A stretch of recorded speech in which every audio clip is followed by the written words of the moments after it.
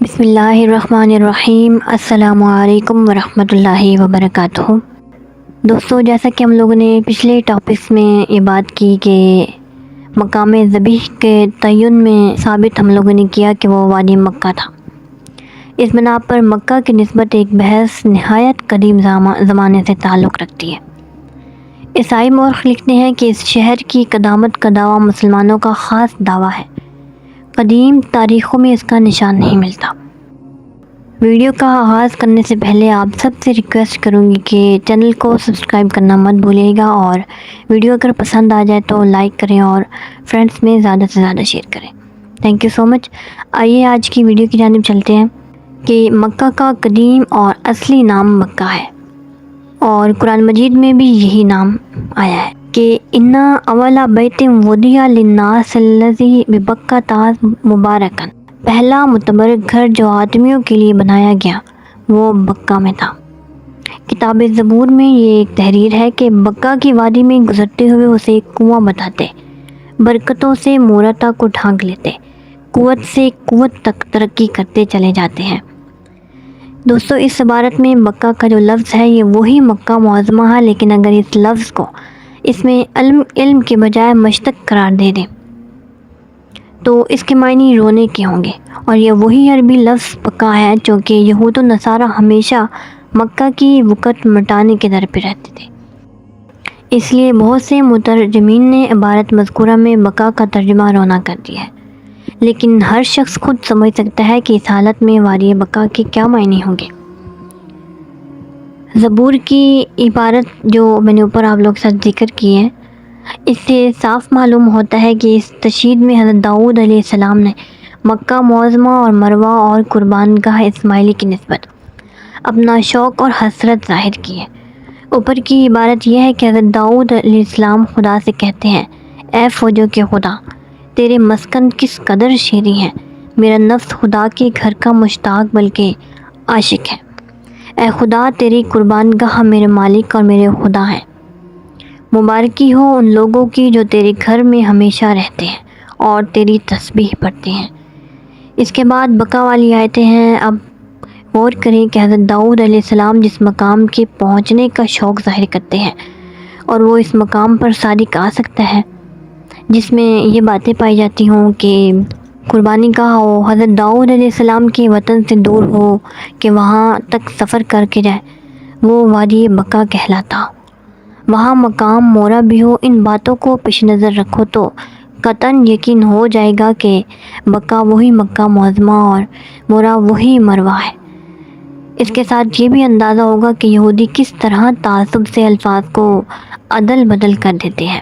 Doctor ہسٹنگز نے dictionary of the وادی بقا پر جو آرٹیکل لکھا ہے اس کا خلاصہ کچھ ایسے ہے کہ اس لفظ سے اگر کوئی واقعی وادی مراد ہے تو وہ یہ ہو سکتی ہے کہ ایک وادی ہے جس میں ہو کر زائرین بیت المقدس جاتے ہیں۔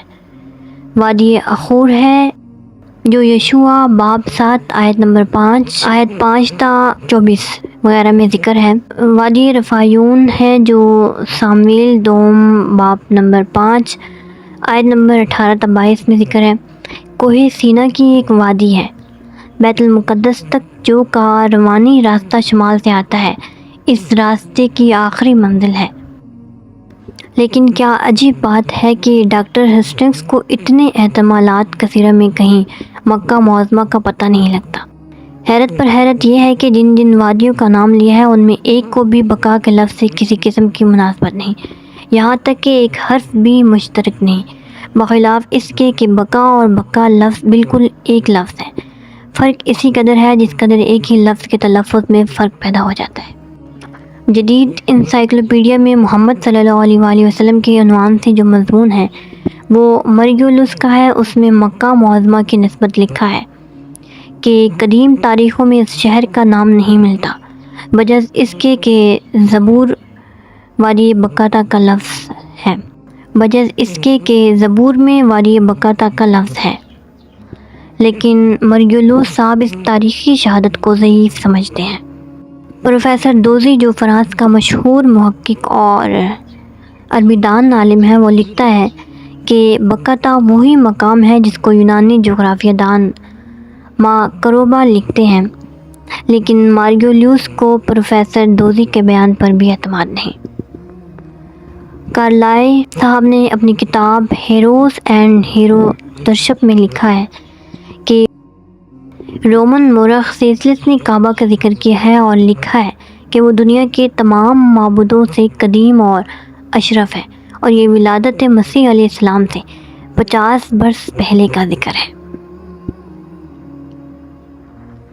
اگر کعبہ حضرت عیسیٰ علیہ السلام سے بہت پہلے موجود تھا تو مکہ بھی تقریباً اسی زمانے کا شہر ہوگا، کیونکہ جہاں کہیں کوئی مشہور معبد ہوتا ہے اس کے آس پاس ضرور کوئی نہ کوئی شہر یا گاؤں آباد ہو جاتا ہے۔ یاقوت حموی نے معجم البلدان میں لکھا ہے کہ مکہ معظمہ کا عرض اور طول بیت المقدس کی جغرافیہ میں طول اس کا 78 ہے اور درجہ عرض 3 ہے۔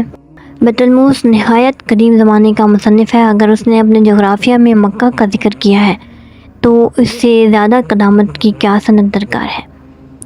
اور مارگولیوس نے جس بنا پر مکہ معظمہ کی قدامت سے انکار کیا ہے وہ یہ ہے کہ اصحابہ میں تصریح ہے کہ مکہ میں سب سے پہلی عمارت جو تعمیر ہوئی وہ سعید بن یا سعد بن عمرو نے تعمیر کی، لیکن مارگولیوس کو یہ معلوم نہیں کہ مورخین نے جا بجا یہ بھی تصریح کی ہے کہ چونکہ اہل عرب کعبہ کے مقابل یا آس پاس عمارات بنانے کو کعبہ کی بے ادبی سمجھتے تھے، اس لیے عمارتیں نہیں بنوائی بلکہ خیموں اور شامیانوں سے رہتے تھے، اور اس طرح مکہ ہمیشہ سے خیموں کا ایک وسیع شہر تھا۔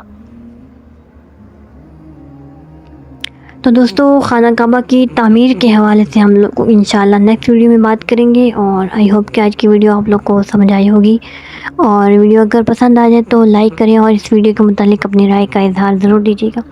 تھینک یو سو مچ۔ اللہ حافظ۔